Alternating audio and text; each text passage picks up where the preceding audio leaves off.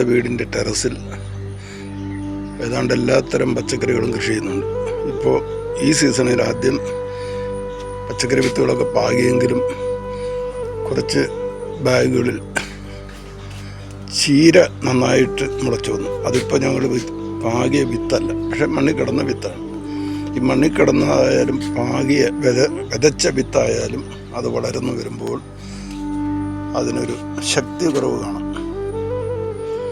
അതേസമയത്ത് ചീര പാകി മുളച്ച് വരുന്നിടത്തുനിന്ന് പറിച്ച് നടുമ്പോൾ കുറച്ചുകൂടി കരുത്തുള്ള വലിയ തണ്ടും ഇലയുമുള്ള ചീരകൾ കിട്ടുന്നുണ്ട്.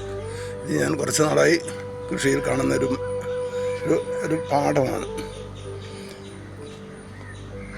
നെല്ല് വിതച്ചിട്ട് ഞാറ് പറിച്ച് നടുന്നതുപോലെ തന്നെ ഈ ഇത്തരം കൃഷികളിലും ഇങ്ങനെ ചെറിയ ചില അനുഭവ പാഠങ്ങളുണ്ട്.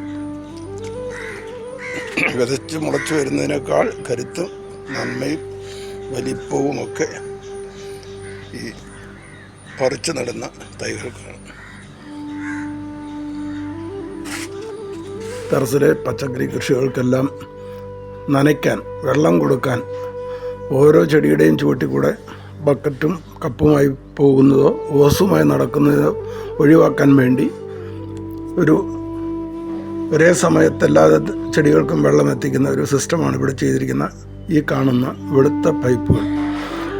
മോട്ടറിനടുത്തുള്ള ഒരു വാൽവ് തുറന്നാൽ എല്ലാ ചെടികൾക്കും ഒരു 10-12 സെക്കൻഡ് കൊണ്ട് വെള്ളം കിട്ടും.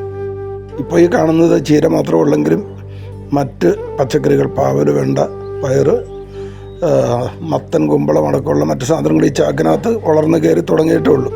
ചീര മുഴുവനും പാകി നട്ട് വളർത്തിയതല്ല, അത് ഈ മണ്ണിൽ റീഫില്ല് ചെയ്തപ്പോൾ അതിനകത്ത് കിടന്ന വിത്തുകൾ മുളച്ചതാണ്. ധാരാളമുണ്ട്. ഇന്ന് ടെറസിൽ നിന്ന് പറിച്ച കുറച്ച് ചീര കേട്ടോ. 1-2 വീടുകളിൽ കൊടുക്കാം. ലാലിയുടെ സ്കൂളിൽ ഉച്ചഭക്ഷണത്തിനായിട്ട് കൊണ്ടുപോയി അവിടെ കഞ്ഞി വെക്കുമ്പോൾ കൂട്ടത്തിൽ നമ്മുടെ വക ഒരു ചെറിയ കറിയും ഇരിക്കട്ടെ. നല്ല ഒന്നാന്തരം വലിപ്പമുള്ള നല്ല കരുത്തുള്ള ഇല. ഇവിടെയൊക്കെ ചീരക്കൃഷിയാണ്, എല്ലാം ഉണ്ട്. പക്ഷേ ചീരയാണിപ്പോൾ പെട്ടെന്ന് കയറി വന്നിരിക്കുന്നത്.